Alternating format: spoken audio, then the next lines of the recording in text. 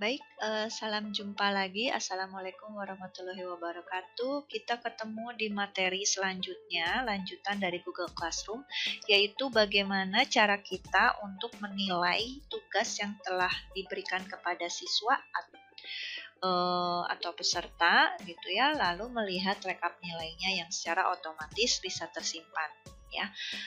Yang pertama itu biasa kita masuk ke dalam alamat Google, kemudian masuk ke dalam emailnya, mail Google, lalu masuk ke email, lalu kita isi, diklik ya, maksudnya diklik aplikasi Google Classroom-nya, supaya kita masuk di dalam akun yang sama dengan email, ya. Lalu kita buka kelas yang telah kita buat, contohnya ini. Ya, saya ingin memperlihatkan bahwa bentuknya itu mana yang sudah dinilai sama yang belum, gitu ya. Kita klik yang tengah ini, classwork atau tugas saya yang ditugaskan itu ya. Kemudian kita lihat misalnya untuk yang tugas yang ini. Ini ada 3 bagian, ada turn in, assign, dan graded. Nah, untuk turn in itu yang sudah menyerahkan tapi belum kita nilai. Ya, kalau assign itu yang kita tugaskan, tapi mereka jadi kita menugaskan ke 24 siswa. Nah, nanti turn in itu yang sudah menyerahkan ke kita tapi belum kita nilai. Sedangkan graded adalah orang-orang yang sudah menyerahkan tugas lalu kita beri nilai, gitu ya, dan sudah kita kembalikan ke mereka. Nah,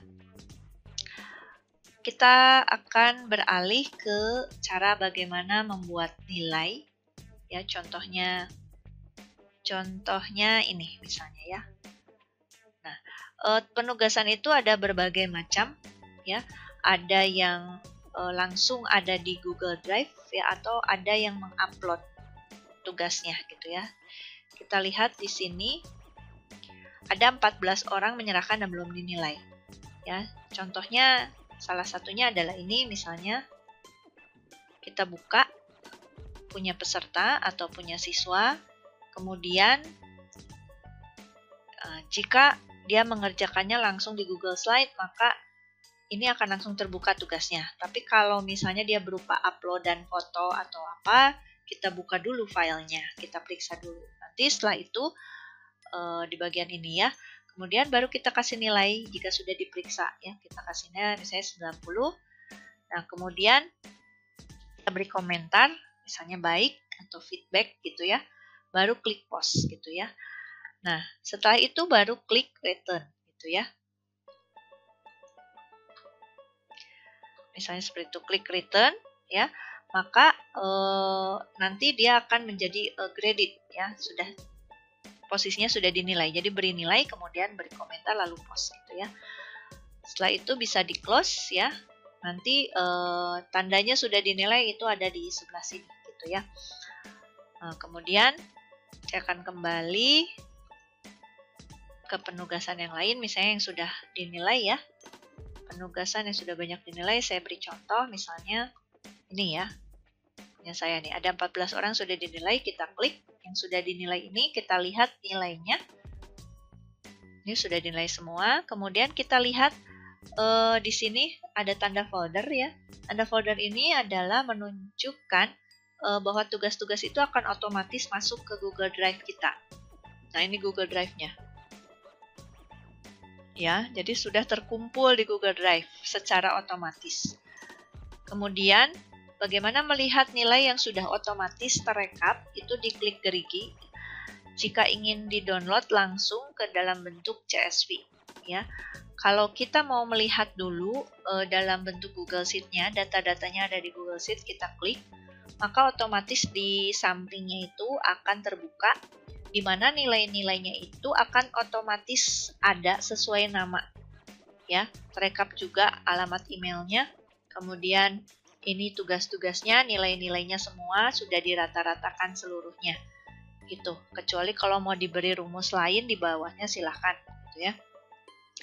Kemudian hasil ini akan dibagikan kepada misalnya kepada siswa ya. Nah, kalau mau dibagikan kepada siswa itu boleh saja gitu ya. Kalau misalnya dibagikan kepada siswa dan jangan sampai siswa itu mengedit hasil ini, maka kita akan protect ya. Protectnya itu adalah tools ya, tools, kemudian protect sheet ya. Kalau satu halaman ini mau kita sheet ini ya, sheet 0 misalnya ya, sheetnya ada berapa sheet ini ya. Nah, jika semua sheetnya ini mau kita protect, jadi siswa hanya melihat saja, maka tinggal set permission aja gitu ya. Nah, tetapi kalau misalnya Bapak Ibu ingin mengolah bersama rekannya berdua misalnya ya, atau ingin diprotek namanya gitu ya. Nah ini namanya gitu ya. Mau diprotek maka klik tool gitu ya. Kemudian protect, pilih rank. Jadi rank berapa yang akan diprotek supaya tidak dapat diubah orang gitu ya. Maka set permission seperti itu. Itu cara memprotek. Kemudian setelah itu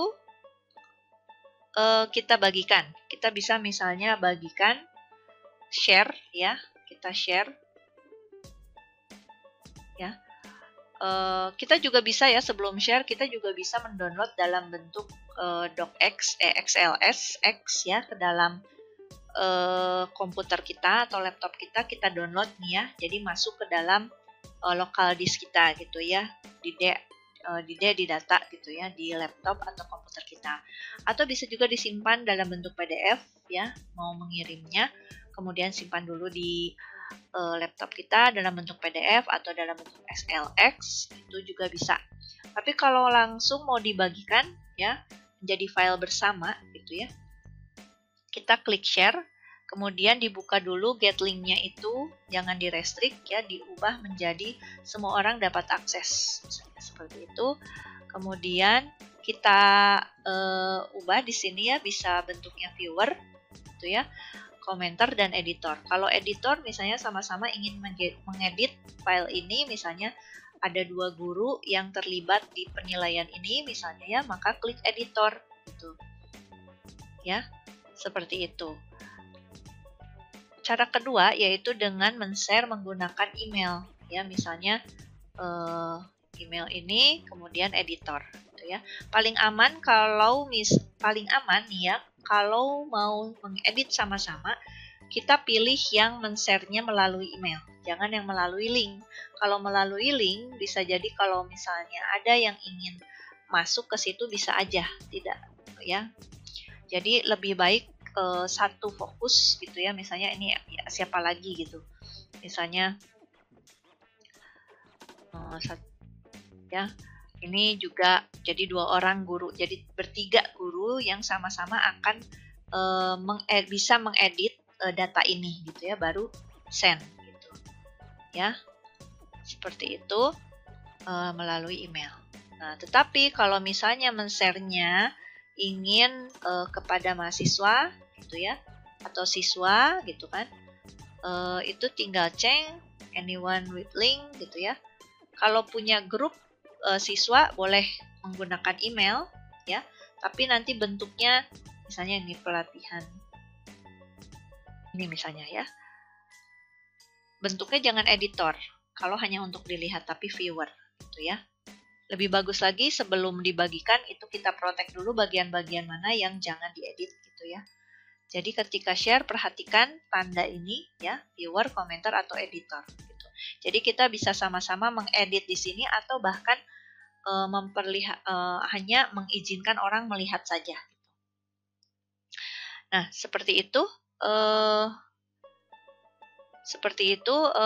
mengenai bagaimana cara menilai dan melihat rekap hasil nilai untuk Google Classroom. Ya, baik, terima kasih Anda sudah menyaksikan channel ini. Jika dirasa bermanfaat, klik like dan subscribe. Terima kasih. Wassalamualaikum warahmatullahi wabarakatuh.